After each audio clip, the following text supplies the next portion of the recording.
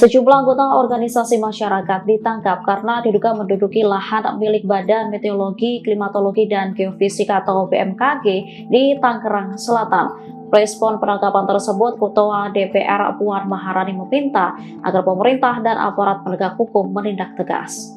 Puan juga meminta agar ormas yang terbukti terlibat premanisme segera dibubarkan. Pasalnya aksi premanisme dinilai meresahkan masyarakat.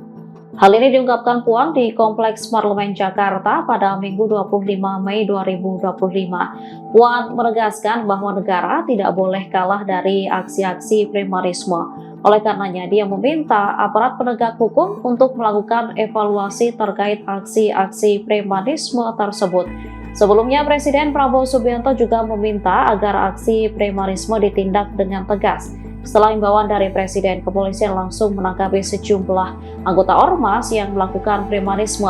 Terbaru, Polda Metro Jaya berhasil menangkap 17 orang terkait pendudukan lahan milik BMKG. Dari total 17 orang yang diamankan, 11 diantaranya merupakan anggota dari ormas GRIB Jaya.